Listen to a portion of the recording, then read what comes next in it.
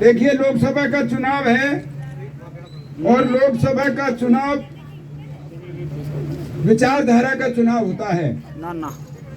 इसमें न कोई जातियां होती हैं, न कोई धर्म होता है। इसमें नीति, सिद्धांत और विचारधारा की संघर्ष की लड़ाई है। एक विचारधारा है सबको साथ लेकर चलने की, 36 कौम के हितों को लेकर के काम करने की, भारत के संविधान के छतरी के नीचे एक साथ सबका विकास हो, सबके मौलिक अधिकारों की रक्षा हो, चाहे वो एससी के भाई हों, एसटी के हों, माइनॉरिटी के हों, गरीब परिवार हों, पिछड़े हों, उन सब की बात करने की।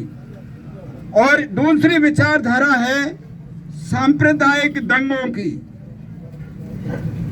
धर्म के नाम पर राज करने की। तो ये जो विचारधारा की लड़ाई है, इसका आप पिछले 10 साल से आप अनुभव कर रहे हो कि ये जो भारतीय जनता पार्टी की विचारधारा है, ये अपने भारत के संविधान में जो अंबेडकर जी ने बनाया था, जो संसार का सबसे खूबसूरत संविधान है, उस संविधान में विश्वास नहीं रखते, उसको मानना नहीं चाहते। इनका सिद्धांत आपको पता है, अंग्रेज इस देश में जब आए थे तो कोई युद्ध थोड़ी हुआ था।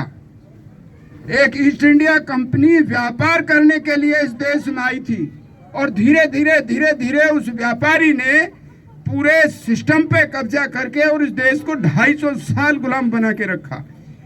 उसी नीति पर भारतीय जनता पार्टी की, मोदी की सरकार चलती है।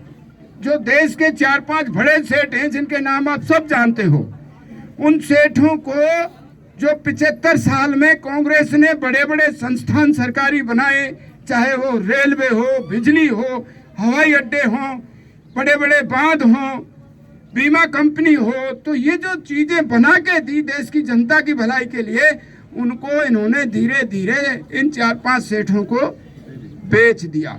अब बेच दिया तो पिछले 10 साल से भारत की सरकार में कोई नौकरियां निकल रही हैं क्या? बताइए आप। नहीं निकल रही है। क्यों नहीं निकल रही हैं? कि सरकार के पास कुछ रहा ही नहीं, सेठों को दे दिया, तो नौकरी कहां से आएंगी?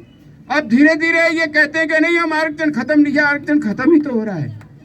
जब नौकरियां ही सरकार के पास नहीं रहेंगी, 1 लाख और 1.5 लाख रुपए की महीने की तनख्वाह लेकर के सरकार में नौकरी करने वाला व्यक्ति, हमारा नौजवान बेरोजगार, आज 12 और 15 हजार की सेठों की नौकरी करने को मजबूर हो रहा है।